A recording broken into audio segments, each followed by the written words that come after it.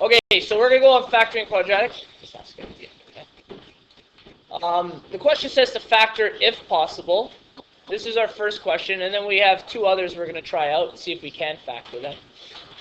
Now, yesterday we went through factoring quadratics, and we talked about an a value being 1. And what we mean by that is we're going to write our function here with our variables representing numbers. Okay. So this trinomial, we have 3 values in it. And yesterday we strictly talked about when the a value was 1.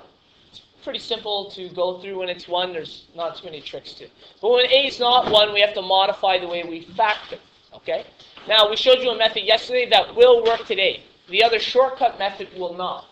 Okay? So when I told you we learned that shortcut, that method won't work today. So we're going to go over the original one we went over again. And in order to do that, we find the factors of what? The first term and the last term, right? The a term and the c term. So, factors of 3x squared are just 1 and 3. So we're lucky. Again, we're only stuck with one set of factors, and we're going to put them into a column. Okay? Oh, that's not a circle. That's not good. That is a circle. No, still don't want that. I want it to be in red. There we go. Okay. So we set up one column. Luckily, again, there is only one column for this, so it makes it a little simpler for ourselves. The last number, what are the factors of 4? 2 and 2. So I want you to write the pairings out. If the number's the same, that's fine. Write the pairing out. And 1 and 4. Again, we're going to set up 2 columns. These columns are separate. When going through this method, we can't just multiply 2 and 1 if we'd like. We have to set it up with the paired factor that actually gets us to 4. Okay? And again, we're going to be multiplying these columns to get a product. And those products are going to add up to our middle term. What is our middle term in this case, or b term? 8x. Okay? Now, you may have learned, or you might see somewhere else that we don't include the x's. They might do it with just numbers. That's fine, but I include the x's so that it makes sense to us. We're using the actual terms. So, again, we're going to go through trial and error here. I'm going to try 3x times 2 and 1x times 2. That's going to give us 6x and 2x. It just so happens that that's the one that works. Let's say, just for argument's sake, we had tried the other one first. So we did 3 times 1 and 1 times 4. That would give us 3x and 4x. Do any combination, positive or negative, add to 8x? No. Okay, but we're not done. I went straight across. I want to go diagonally also, okay? Because there's another option here. So we could do 1 by 1 and 3 by 4, which would give us 1x and 12x. Any combination where these numbers are positive or negative add up to 8x? No. So we know that column doesn't work. Now, I know we've already originally solved it, okay? But I wanted to show you that only one pairing will work, okay? So we know that if we multiply 3x times 2 and 1x times 2, they're going to work. They're going to give us 6x and 2x, which is perfect. Both those add up to 8x. So what that means is these will be the first terms, and these will be the second terms in our factored pair. Okay? So when we go to put it into our factored form, our first terms are 3x, and instead of putting 1x, I'm just going to include it as x. Now, this is the important part. And again, because we have a pair that's the same, it's going to seem a little confusing, but 3x was multiplied by this positive 2, so the 3x and the positive 2 have to go in opposite columns. Okay, so I put the positive 2 in the other column. And then because 1 was multiplied by this 2, this 1, and the positive 2 goes in the other column. Now, you might be thinking, well, they were both 2, what is the difference? You're right, it didn't make a difference. But for argument's sake, let's say we actually had multiplied the 3 by the 1 and the 1 by the 4.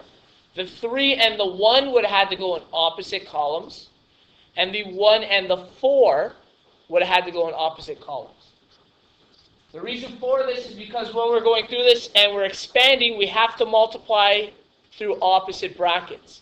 So in order for these to be multiplied by each other, we have to put them in opposite. Okay, so in the end, this ends up being the 2 factors. We're going to now try questions 2 and then question 3. So we make a little room. That's 3x squared plus 2x plus 4. So our next example apparently it's going to be in green, instead in black. 3x squared plus 2x plus 4. Now remember the question says factor if possible, so we're going to test this out. Our A term is the exact same as it was before. So again, we're only going to have one column when going through this for the first term. And then our C term, which is the last, the constant, is the exact same again. So we have 1 and 4 and 2 and 2. Again, just two columns. The difference is our B term. The B term is going to be different. So our goal is to get products that add up to a different value. So we're going to test these products, and they're going to try to add up to, in this case, positive 2x. So we'll test these out. Trial and error. 3 by 1, 1 by 4 gives me 3 and 4. Any combination make 2? No. Let's go across. 3 by 4 and 1 by 1, that's 1 and 12. Any combination make 2? No. Okay, so what I've just discovered is this first column doesn't work. Okay? Let's try the next one. 3 by 2 and 1 by 2, that's going to give us 6 and 1. Sorry, and 2. Any combination of that work? And when I go across, is it going to change? No, because those terms are the same. It's just essentially the top and the bottom are going to be the same. You're to make it 2 negative and then add this. Okay. So he brought up a good point. What if I make one of these negative? Technically, it didn't work, but the next question is going to touch on that. And there's also a good point, because factors of 4 are not just positive 2 and positive 2 and positive 1 and positive 4. What other two factors are there? Negative 2 and negative 2 will make it. And so will negative 1 and negative 4. Now, they wouldn't make a difference for this question, but we're going to talk about how they'll work for the next one. So let's go back to this, focus on what we were doing. This column didn't work. So what that means is we do not have whole number factors. In 2 chapters, we're going to learn something called the quadratic formula. So we would need what's called the quadratic formula to solve this. Okay? We don't know it yet, and I'm not going to teach it to you for a little bit. Okay? But if you really want to know, you can jump online, and there's lots of videos about how to do it. And if you know how to do it now, that's going to save you one of the hardest lessons in this course. Okay? So, last question, example 3. 6x squared minus 5x plus 1. 6x squared minus 5x plus 1. Okay. I want you guys to recognize that our B term already has a negative to it. So we're probably going to be working with negative factors. Factors of 6 are 6 and 1x, and 2x and 3x. Okay. When we go to set them up in columns, just like before, the only difference is we have 2 sets of columns on the first term. Our second term only has 1 set of columns. All we have is uno and uno, number 1. Okay? So, same idea. Products need to multiply to the middle term, but the middle term is a negative term in this case. Okay? And they have to add up to this. So let's test these.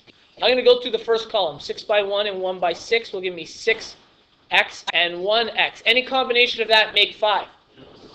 Yes. If the 6 is negative,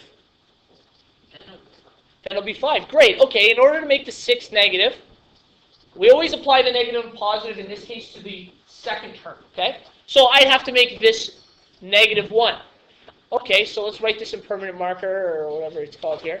We did this by this by this, and we made this one negative. That would give us negative 6 and positive 1. Great, that works, but I want to do a check, okay? I'm going to check to make sure this is actually a factor of our C term. Is negative 1 times positive 1 positive 1? No, this is not a factor.